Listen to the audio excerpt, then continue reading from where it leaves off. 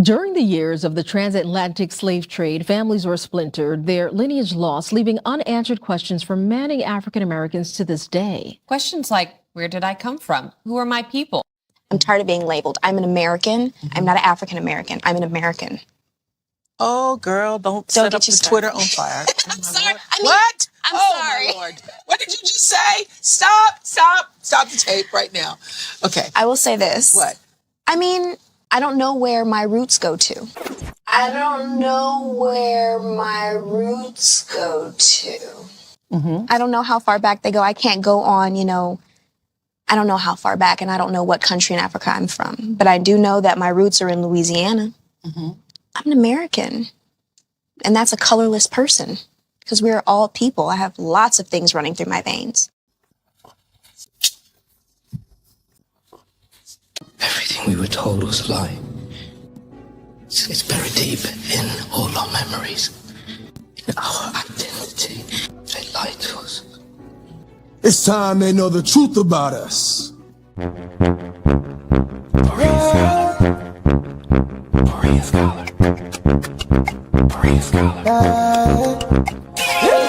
Waking up the people of the Most High. Got the knowledge to destroy the lies. DNA history, open eyes. Walk into the darkness and turn on the lights. Wake up, wake up, wake up, wake up, wake up, wake up, wake up, wake up, wake up. Warning, the following video are for commentary purposes only. Fair use. Hey y'all. So they finally said it out loud on camera with their whole chest. Alabama's House Speaker Nathaniel Ledbetter stood in front of the press after his state passed a redistricting bill and said, and I quote, "I certainly hope the Supreme Court will overturn Amendment 14, end quote. I need you to understand what he means. You see, the 14th Amendment is not a technicality. It's not a redistricting footnote. It's the amendment that made Black people citizens of this country after 250 years of enslavement, ratified in 1868, written in blood. It says you are a citizen.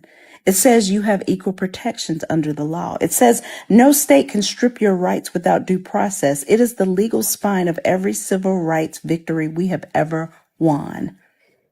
And Ledbetter hopes the Supreme Court throws it in the trash. That's not a redistricting argument, ladies and gentlemen. That's a declaration. See, they're not hiding under their white hoods and robes anymore. They are not dog whistling. They are standing at a podium saying, we want the amendment that made you citizens gone. This is happening right now in real time, 2026. And the only thing they're afraid of, the only reason they want to erase that amendment is because they know what we do when we show up. So show up. And remind every Black and brown person that voted for this. Jim Crow had a hood.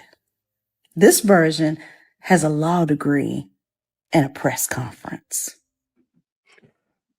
Thank you for being here with Berean Scholar. Guys, you know I usually don't do lives during the middle of the day or anything like this, but I had to. I've been sitting here praying and watching and hearing things, and I said, I just need to do this. I need to go live. I'm going to share with you my heart today. Now, to a reminder, number one, if you're here, thank you for being here. Please press the like button, press the share button. Make sure you hit this. This is going to be a message to the people, message to the Mashpachah, the people of the Most High, and I think the message to everyone. We need to discern the times. At a little housewarming, I had a scheduled meeting today, and I hope that she's watching now, so she understands why I'm doing this. And this came out of my heart. I just had to do this. I am not a political person. I gave that up. I'm not a Republican. I'm not a Democrat. I know, according to the scriptures, no one gonna redeem us. It's gonna be us turning back to the Most High, turning back to the law, statute, commandment to us, relying on the same Most High that brought our ancestors out of the the bondage of the first Egypt is going to bring us out of this. But we also need to be aware, and we also need to be wise as serpent. Wise as serpent, but gentle as a dove. So I'm going to play some things, and I'm going to make some things. This is just a commentary video. For those of you in the YouTube world who like to block things and like to keep things down, this is just a commentary video. So this is fair use. And I want you to be nice in the comments.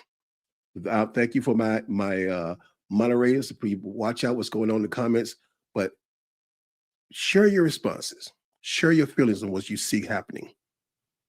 Let's go.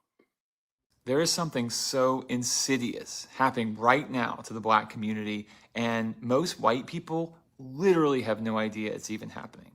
The Black community is under attack right now at a level we haven't seen probably since the Civil Rights era. You know, with the Supreme Court gutting the Voting Rights Act earlier today, you've got the purge of Black federal workers, attacks on nonprofit funding with the whole DEI boogeyman. You've got attacks on the social safety net. Overt racism is on the rise across the board. And they're tired, y'all. They are exhausted by this onslaught. And it's self-proclaimed white Christians leading the charge against them on all of these fronts.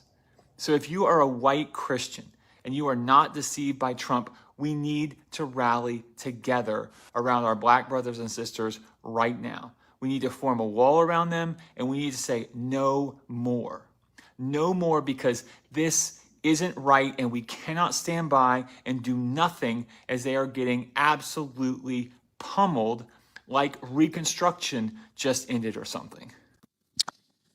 But on the issue of race, on the treatment of African Americans specifically, even being terrible at what they're doing has still proven to be disastrous for our country. And it is, in part, the posturing and from the White House and the president. That is stuff that validates and excites the worst bigots in the country, and that is consequential. But it's more than that, too. We are now about 16 months into what has been from day one a concerted and intense targeting of Black Americans, specifically by this president and by this administration. On his first full day in office, he proclaims war on diversity efforts, not only in government, but in any institution in the country over which he can exert leverage, everything from schools and universities to law firms to private businesses of every stripe. He then immediately started firing some of the highest profile Black public officials in the whole U.S. government, seemingly regardless of any other thing about them. I mean, right away, we get the firing of the chairman of the Joint Chiefs of Staff, Charles C.Q. Brown. We get the firing of the Librarian of Congress, Carla Hayden. And then it's Gwynne Wilcox from the National Labor Relations Board. And then it's Robert Primus, the chair of the Surface Transportation Board. And then it's Alvin Brown from the NTSB. And then it's Peggy Carr, the head of the National Center for Education Statistics. And then it's Willie Phillips from FERC, from the Federal Energy Regulatory Commission. And then it's Lisa Cook from the Federal Reserve Board of Governors, and on and on and on.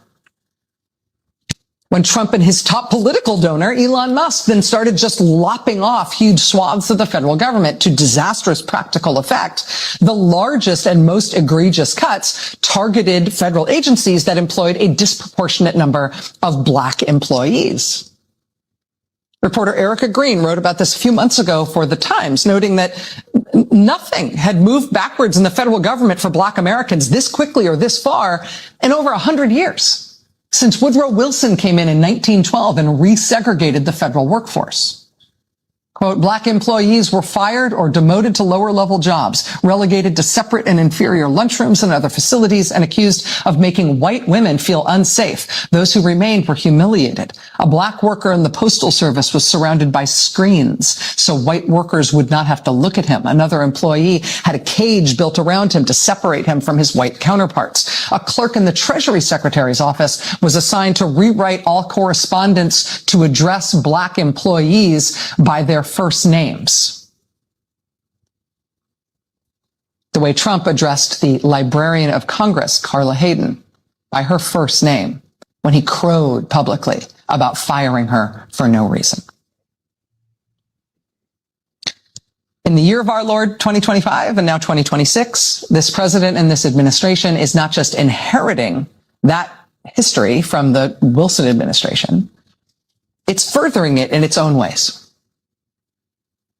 Since 1965, there has been an executive order in effect. It was signed by Lyndon Johnson, 1965. Since 1965, all federal contractors have been banned by executive order from discriminating on the basis of race, color, religion, sex, sexual orientation, gender identity, or national origin.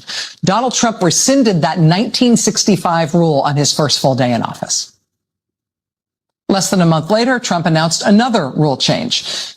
They rescinded Clause 52.222-21 of the Federal Acquisition Regulation, which doesn't sound like much, but I'll tell you what the title of that is. It's Prohibition of Segregated Facilities. That's what Trump rescinded less than 1 month into being back in the White House. That section reads, quote, the contractor agrees that it does not and will not maintain or provide for its employees any segregated facilities at any of its establishments, and that it does not and will not permit its employees to perform their services at any location under its control where segregated facilities are maintained. That anti-segregation clause has been in government contracts for decades. Donald Trump overtly reached out to rescind it, which means bluntly that the federal government no longer explicitly prohibits contractors from having segregated restaurants, waiting rooms, and drinking fountains. Make America great again, right? Recently fired and sidelined employees in the Department of Housing and Urban Development have started sounding the alarm that the Trump administration is no longer, just bluntly no longer enforcing a federal law known as the Fair Housing Act. Fair Housing Act, another pillar of the civil rights movements and its achievements. Fair Housing Act dates to 1968. It says you can't refuse to rent to someone or refuse to sell a house to someone on account of their race or their color or religion or national origin or any other factor against which we're supposed to be protected from discrimination. According to current and former employees of the Department of Housing and Urban Development under Donald Trump, they have dropped enforcement of the Federal Housing Act. In Trump's first year back in office, black unemployment spiked in this country from 6.2% all the way up to 7.5%, making it the highest of all racial groups. Under Joe Biden, black unemployment had been at a record low of 4.8%, spiking now under Donald Trump. The Trump administration, generally speaking, is bad at its work. It is bad at what it sets its mind to in all sorts of ways. But black Americans, African Americans, have been targeted by this administration in a concerted way that has nevertheless been devastating, even though the Trump administration isn't good at anything they set their mind to.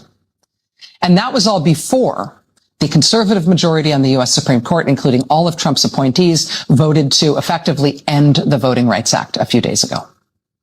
As soon as the court said they would take up that case, people started mapping the worst case scenario for what Trump and the Republicans would do, particularly in the South, if the court gutted the Voting Rights Act of 1965, the crowning achievement of the civil rights movement.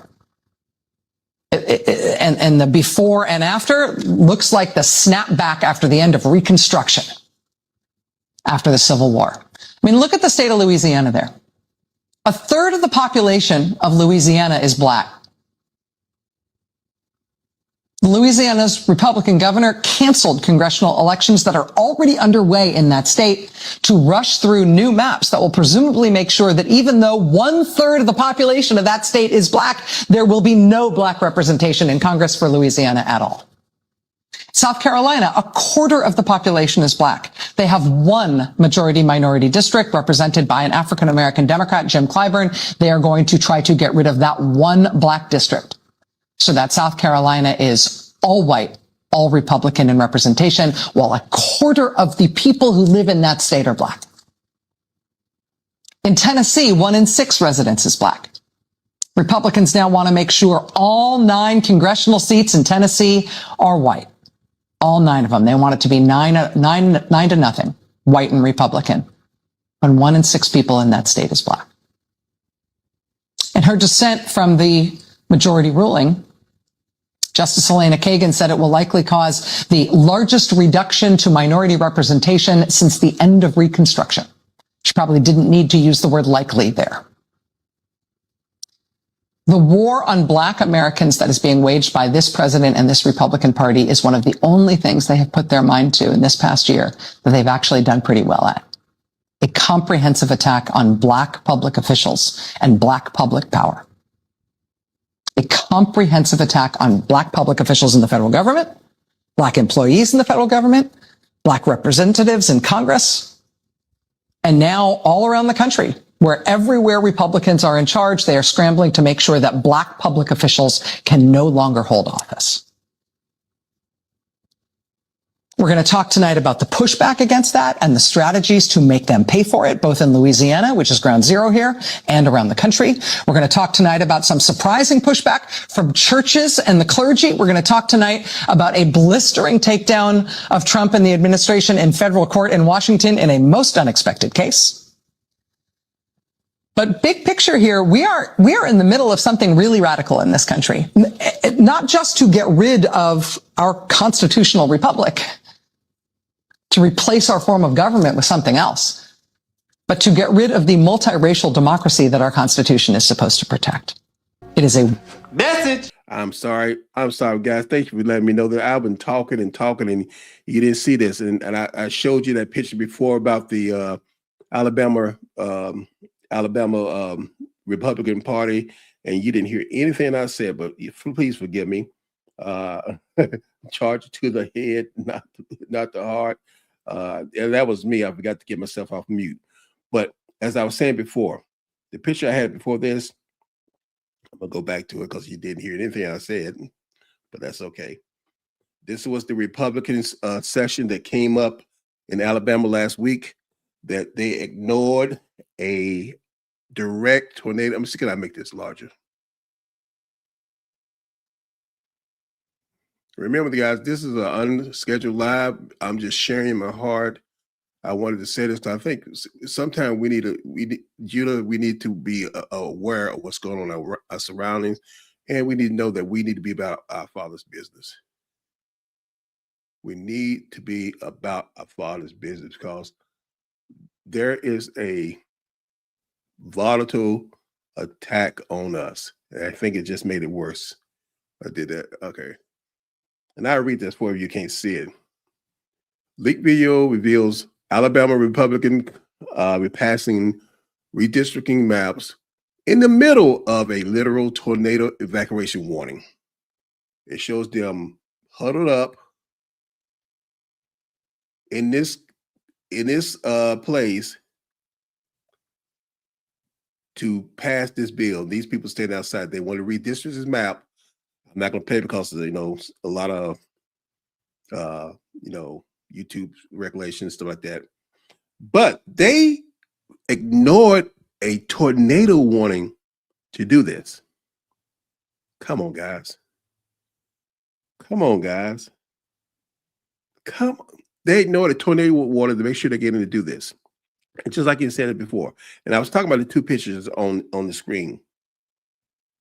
Oh, thank you. I see some of the people are in there right now. Thank you, Woke. I thank you for saying it's all good because you know what?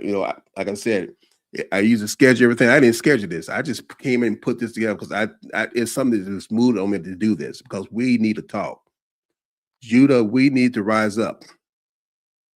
And we talked about last time, Nehemiah heard what was happening to his people back in Jerusalem, and he was broken down. He was perplexed. So he started fasting, he started praying, and he called out to the Almighty, and the Almighty heard him. And we need to wake up and see what's going on. Thank you, Jerry. Sister Jerry Carroll, come being here. I see that you're here. Thank you, Sister Lisa, for being here. Shalom. Some of the people, Yah is my strength. Thank you. I see my sisters here from Philadelphia. I apologize for our meeting. Thank you for being on anyway. We will do it. We will do it. We will do it. But I had to do this. I had to follow my heart. We had to do this. Thank you, Brother Ivan. Thank you, everyone, for being here. I hope that you guys will hit the like, hit the share. If you haven't done the hype, do the hype, because we're going to talk about some things. We're going to open up a can today. Now, if you're looking at the screen, you will see the picture of Dr. Fred Price Sr., the author of the book in this series. I hope all y'all remember that series, Race, Religion, and Racism. It came out in '96. It shocked the world. In fact, he went 2 years of it just turned into all this stuff that happened, all the underhand things that Christianity was doing. In fact, he was so good that he calls publishing Dake's Publishing from Dake Bible to come and give a apology and changed their publications. And I had that video. I'm about to put it up one day. On the other side, it's John Hagee. He wrote a book, In Defense of Israel. His message came out his book came out in 2007, but his stand started around 1980, 84, 85. This book message came out in 1988, the first time he spoke against it. I'm going to play a video about that. Spoken not against the folk about it. And he made some statements that should have shocked everybody. Now, on the left-hand side, Dr. Fred Price Jr., a senior. He spoke the truth, the power, and everybody in the church to talk about it. I remember it because at that time I was a young minister. Everybody was talking about it.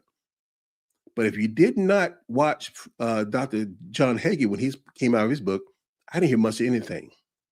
I'm going to play the difference. Now, here's the commercial of Dr. Fred Price. Listen to it, and you tell me in the chat which one should have had the most uproar in the so-called church. Here's the commercial of Dr. Fred Price. Fair use. This is a commentary video. We're just doing a reaction to this commercial. Fair use.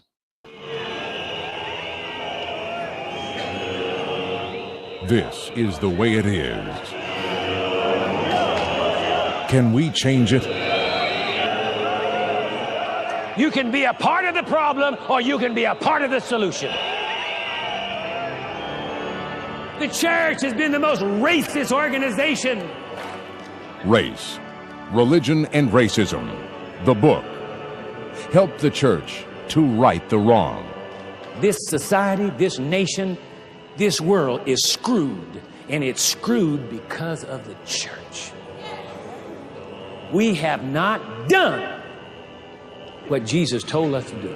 Somebody's got to talk about this thing. We got to bring it out into the open and deal with it. Race, Religion, and Racism. Available in bookstores everywhere.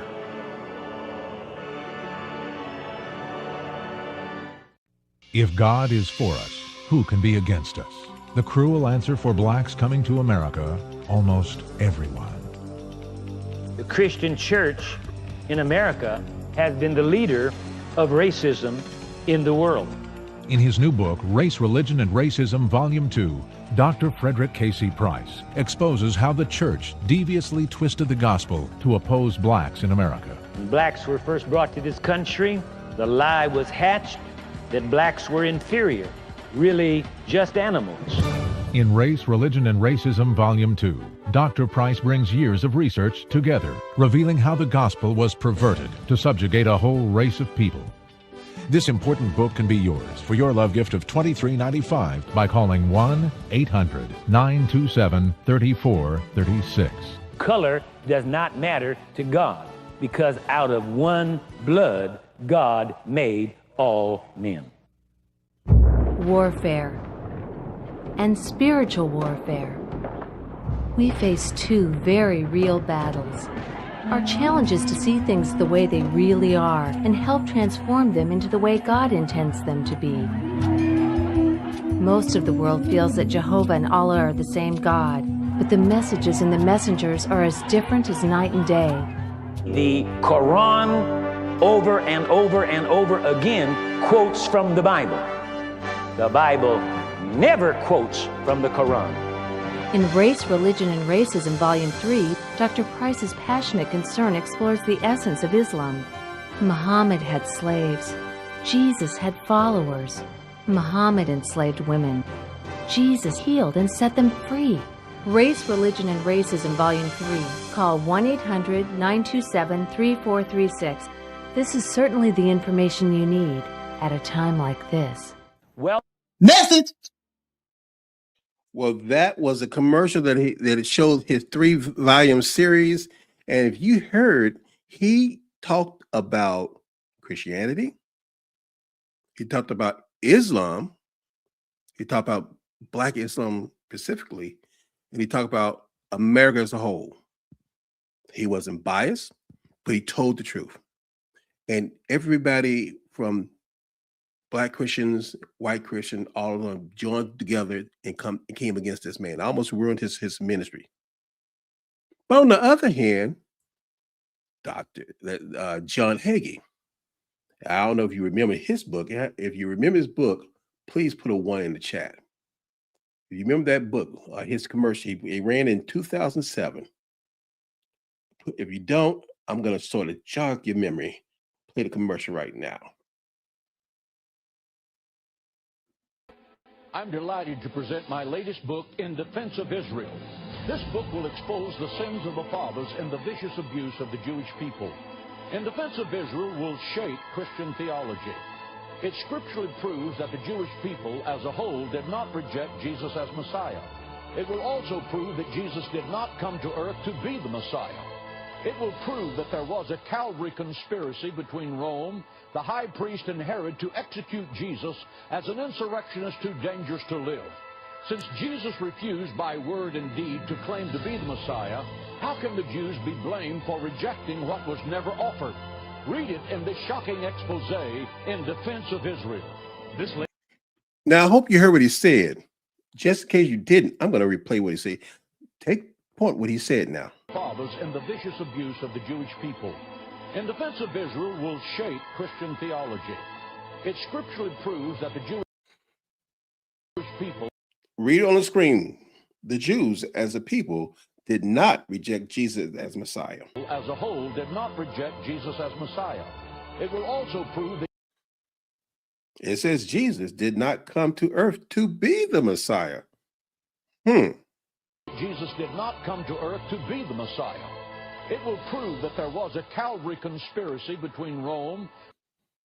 It was a conspiracy at Calvary between Rome and the Pharisees. The high priest and Herod to execute Jesus as an insurrectionist too dangerous to live. Since Jesus refused... Now he's saying Jesus refused to accept the title of the Messiah. Listen. By word and deed to claim to be the Messiah, how can the Jews be blamed for rejecting what was never offered? Read it in this shocking expose, In Defense of Israel. Now, these 2 commercials ran, and I remember hearing a lot of things about Pastor Price. A lot of things. But I didn't hear that much about this John Hagee.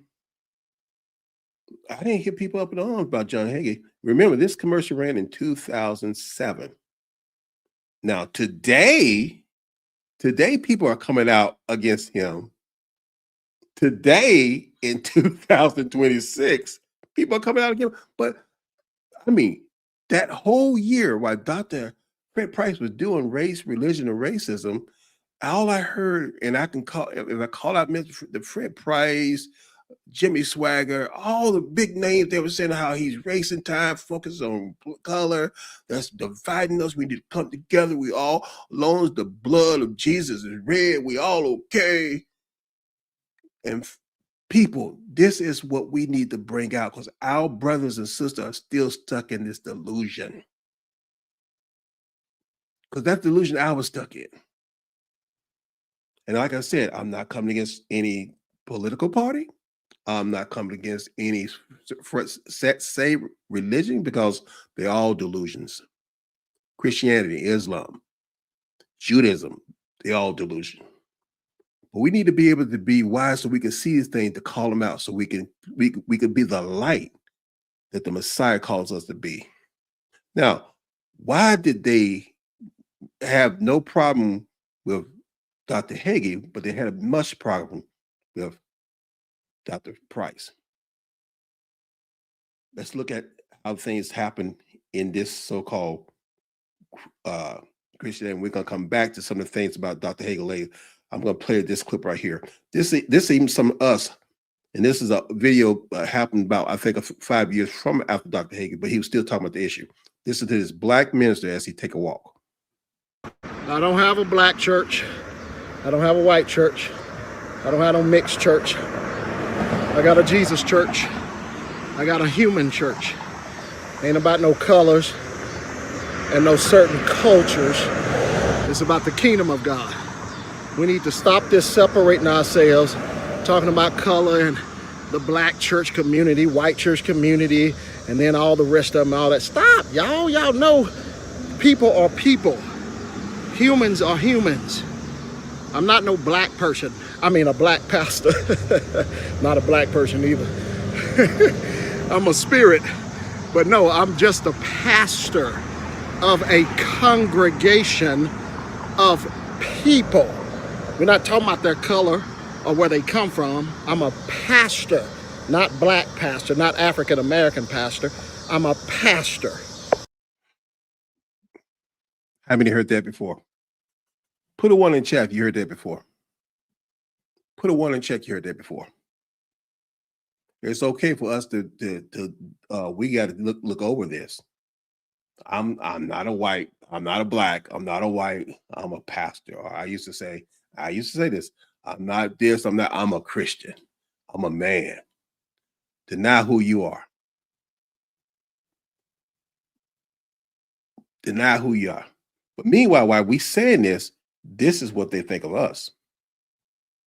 The conservative guys, when they pushed back against, BLM and we was kings, and all this kind of black people are great. And the only things that's ever been bad about them is because they're victims and have been oppressed and blah, blah, blah, blah, blah.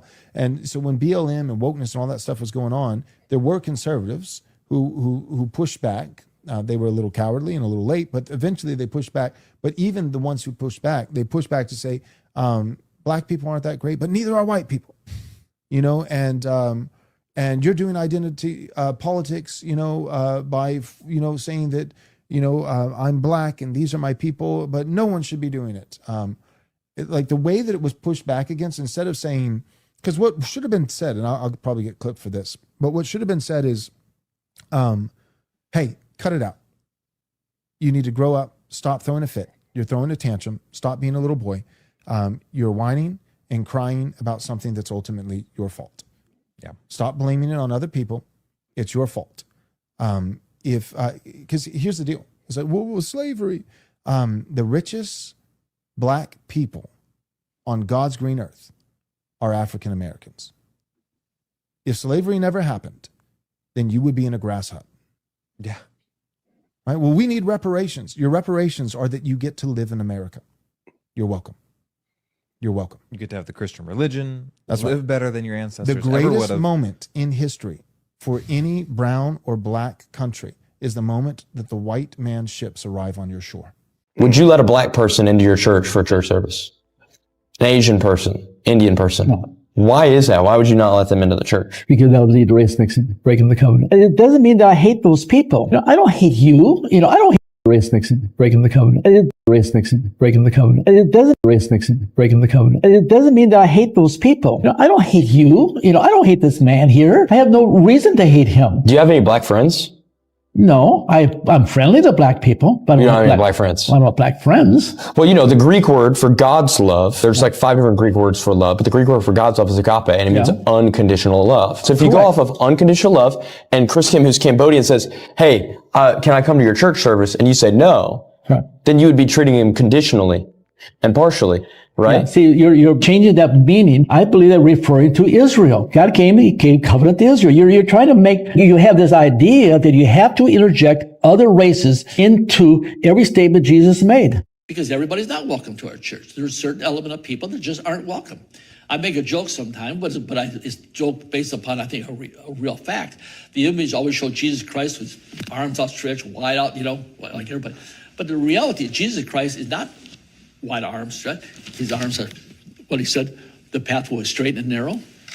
And so it's a straight and narrow pathway. Black men, can they be saved and then be part of the kingdom of God? Can What does saved mean? I mean, if we're going to go off of a traditional theological practice, it is understanding Jesus Christ as your Lord and Savior. A traditional Christian perspective, that means then you gain access to heaven. Yeah. Well, you know, I like the word redeemed better than saved.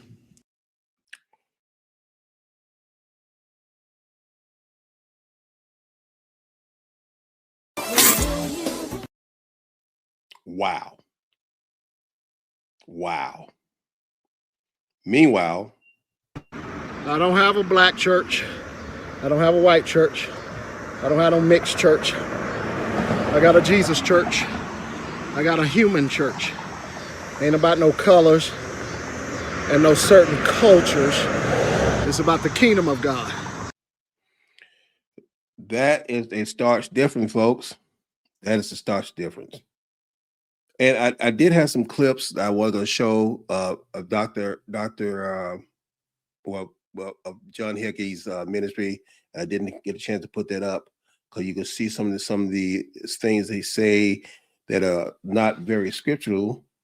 And like I said, guys, and not all churches are like this, not all people like this, but I'm just highlighting this because if you see what's going on today and why you see it happening in the political arena, you see this movement of this white Christian nationalists. You see these things happening in places that you thought that you would never see what's going on. Now you see a move that people are trying to get laws to go back to the 60s. We need to understand that when in Egypt, Pharaoh realized that the people of the Most High was growing in number, and he had to do something about it. You read Exodus chapter 1. So he came up. What we need to do is just kill all the firstborn, the males, and just kill them. Throw them in the lake. Throw them in the river. Didn't happen. It didn't work. And he oppressed them and oppressed them. What happened when they oppressed them? They grew more.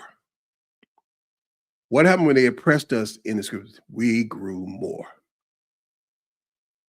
But we cried out to the Most High. We humbled ourselves. We turned from our wicked ways. Now, like I said, it is so bad on this end that you have people who are normally, I don't care, I don't talk about race, who are coming out and speaking out because even they are saying, wait a minute, this is getting rough. Take a look at this clip. They want to do something to hurt black people, the wheels of government turn fast, son. Oh, yeah. This just happened. And they're like, I can fit this in. Let's go. Let's do it right now. I'll move some things around. Yeah. Rural hospital closures, Ohio State and Tennessee. We got every other state beat. We'll deal with that later. But right now, we got to make sure black people can't vote. Progress takes time. Oh, yeah. Justice. Sure. It takes decades. You know how hard it is to get anything done through Congress? It takes years and years for a bill to go from here to there. I mean, I've watched all the cartoons. I know how hard it is. Yeah. Small steps forward. But man, when they want to roll stuff back, they're taking like jumping frog leaps. Yep. Frog leaps. I saw this, I laughed. Even these guys, that they saw the hypocrisy, the major things that these congressmen and people are doing just to be racist. And you know what? If I looked at you, walked on these guys' street, they're from Tennessee. And they do a lot. I think they do a lot of talk about what's happening in. I think they're more political. But listen to them. Well, I wouldn't say they would think our way. I'll play it one more time. Equality. They want to do something to hurt black people. The wheels of government turn fast, son. Oh, yeah. This just happened. And they're like, I can fit this in. Let's go. Let's do. I thought that was hilarious. He said when they want to stop, they want to do something to hurt black people, man, they move, and he used the word fact. Because if they come to pass a bill to help out with affordable care and help out with feeding the poor who don't have money, or helping the vets who need help, or helping people that we should be helping, no, we got to do this. We got to get this bill through this section. We got to debate on these issues, where this money gonna come from, all this. But if we gonna stay in power, boom, we move fast. Tornado, forget about that. We're gonna get this done today. Let's get back to these religious two-facedness. Now, you heard about what happened with the things that Dr. Hagin said. He said that who they call Jesus, we call Yahawasha, his real name, was not the Messiah. He did not claim to be his Messiah. Dr. Price came out and said, hey, we need to open our eyes and see this is wrong. The church is being racist. If you know the situation, you can go back on my page. I did several videos that you can go look at that. But this is wrong. In fact, here's a little clip of one of his sermons. These words from the book of Romans, chapter 10, verse 7. Wrong video. Sorry about that. I didn't play it. Well, let me get this why I get this sermon up. Take a look at this. Welcome to the Berean Scholar YouTube channel. Most people in the United States grow up in church. Research says roughly 86% of U.S. adults say they were raised in a religion. 80% of those were raised in Christianity. 56 attend services weekly or more as a child. However, this attendance is declining. Now, only 40 to 45% of Gen Z and millennials report attending church weekly as they're growing up, compared to 55% of the baby boomers.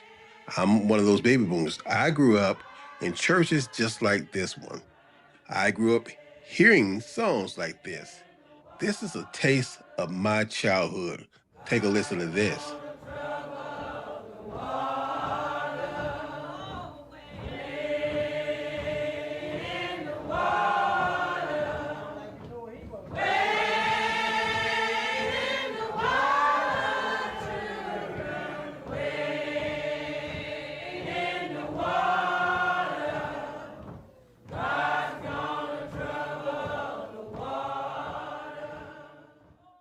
That little boy right there reminds me of myself, just about to get pinched by my mom from not paying attention or cutting up. But today, Christianity is one of the largest religions in the world. Take a look at some of these numbers.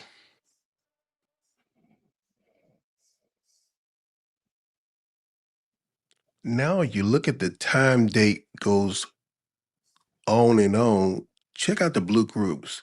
Other than the Catholic Church at the top, there's 3 other groups. And they didn't put them together. Let's look what happened when you put these groups together and see how many you have. At the other 3 groups to the Catholic Church, as of 2026, the total number of Christians worldwide is 2.6 billion. Just to explain, now that chart shows you how many people in the world claim these religions. Now on that chart, it has groups are in blue. You have the top one, Christian Roman Catholic, Christian Protestant.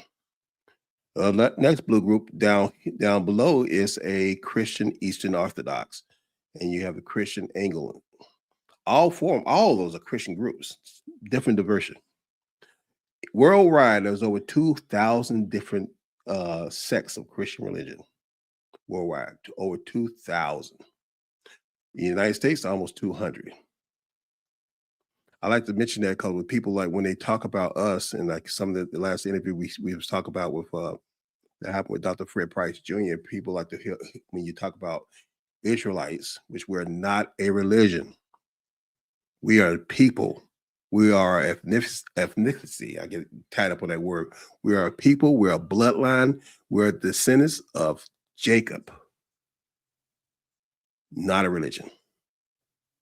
And people are waking up from these religions, from Islam, from some atheists, from Christianity, realizing who we are. Now, are we all in one accord right now? Not yet. Are we all on one page? No. But we are one people. One people. Will we be that? Yes, because we're rebuilding Jerusalem. We're rebuilding Yasharel. We're rebuilding our people. But those people in the other like to try to put us all in one group. Those black Hebrew Israelites. Those black Hebrew Israelites. I am not a black Hebrew Israelite. I am a Israelite by birth. I am a covenant member of Yasharel. I am a called out covenant people that Yah has spoken to, as it says in Amos 3, the only family that Yah has spoken to. But you look at his number, 2.6 billion. Even you go down to the smallest one, that Taoism, Shinduism. I think that they got Judaism down there with about, I would see, I'm trying to see that clear. My eyes, not young. Yeah, 7 million down there. I remember what it says in Matthews about the gate. I'm gonna go ahead and play this more, because that gate don't, that 2.2 billion don't look real narrow to me. None of these numbers look narrow. Yeah.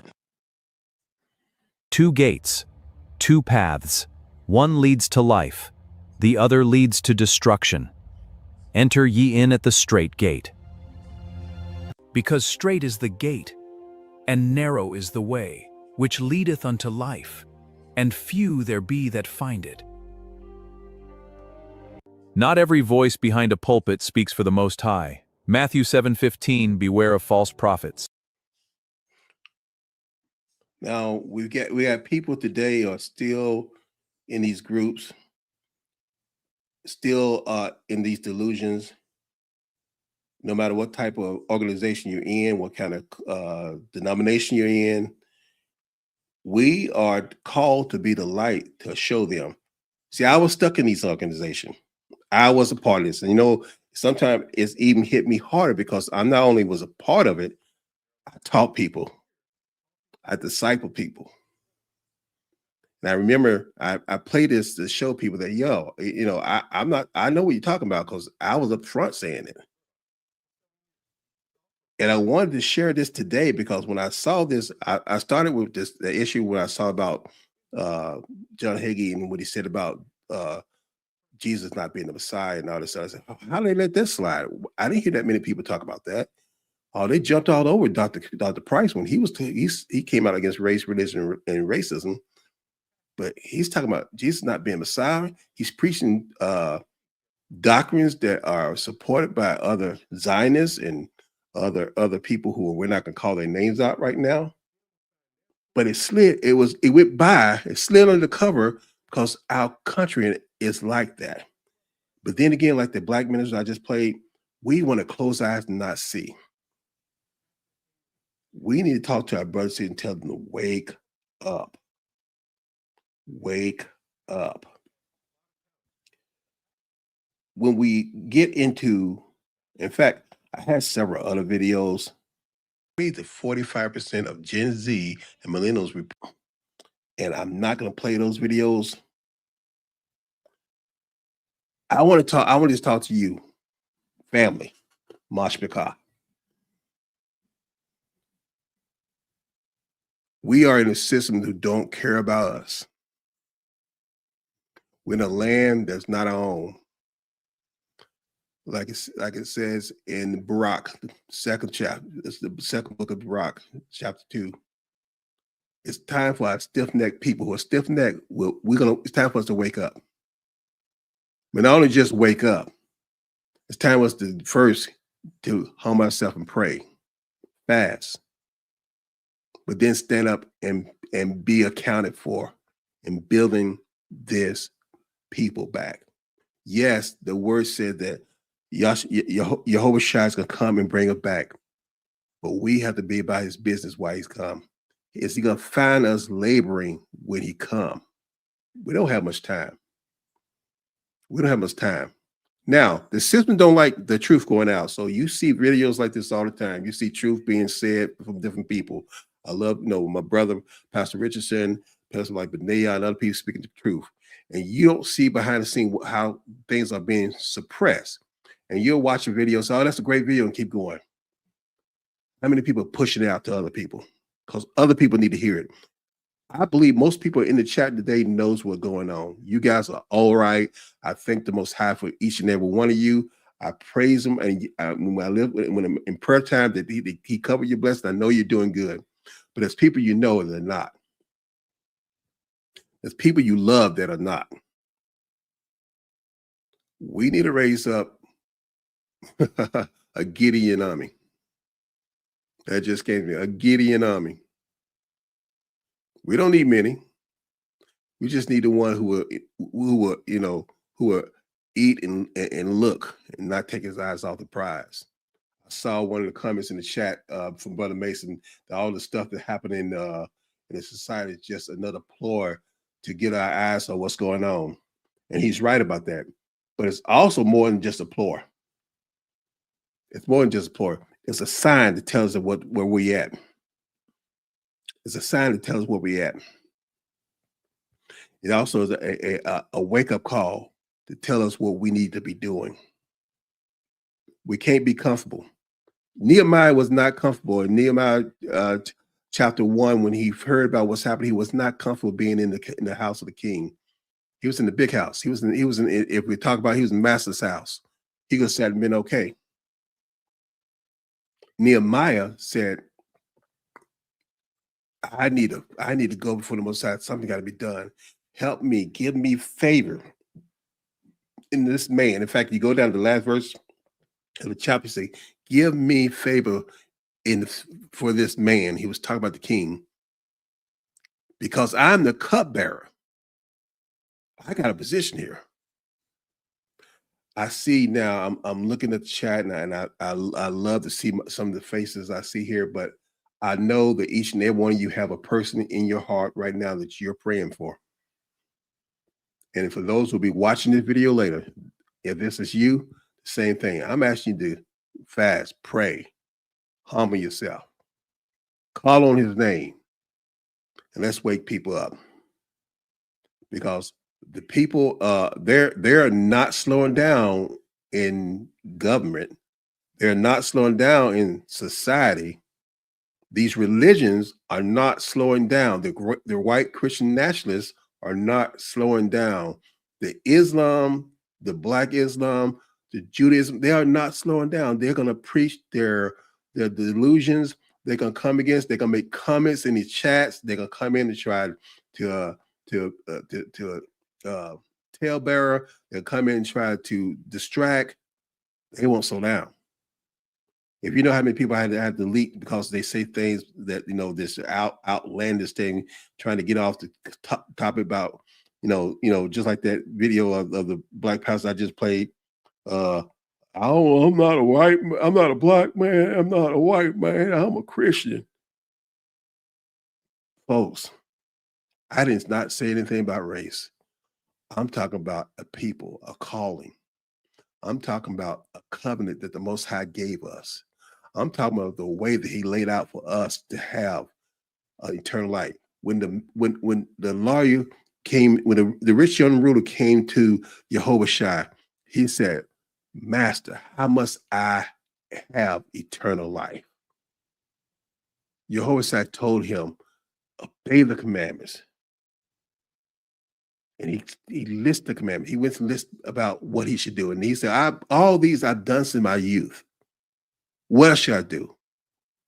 And then he said, sell your riches, your rich, and give it to the poor, and follow me. And most people don't know when he said that, that's a commandment in Deuteronomy about if those who among you, and I don't remember the chapter is in Deuteronomy about given to those who have not. You know, I think it's in chapter 7, chapter 6. But anyway, give it to those who have not. He knew that the rich young ruler had a lot and didn't want to, and wanted to hoard it, and was not giving the people around him to had nothing. Same problem that Nehemiah saw when he came back to Jerusalem to build up the wall. There were people there who was heaping huge debt on the people, taking advantage of people. But he told them those things was keeping us from the kingdom of the Most High, the kingdom of Yah. Let nothing hinder us from doing good. Let nothing keep us from striving and enduring to the end. I thank you guys for being a part of this live. I hope I didn't waste your time. I hope that this blessed you. Please hit the click, hit the like. We'll be back with more stuff. And thank you for just being part of this journey with us. Shalom. Shalom. And may the Yah bless you, keep you, and his face shine upon you. What do you think about this topic? Remember to be a Berean scholar. As it is written in the book of Acts 17 verses 11 to 12. Now the Bereans were more noble-minded than the Thessalonians, for they received the message with great eagerness and examined the scriptures every day to see if these teachings were true. It's time to deepen your understanding and see your reflection in the sacred pages. Please click subscribe, and click the notification bell to stay up to date with the Berean Scholar channel.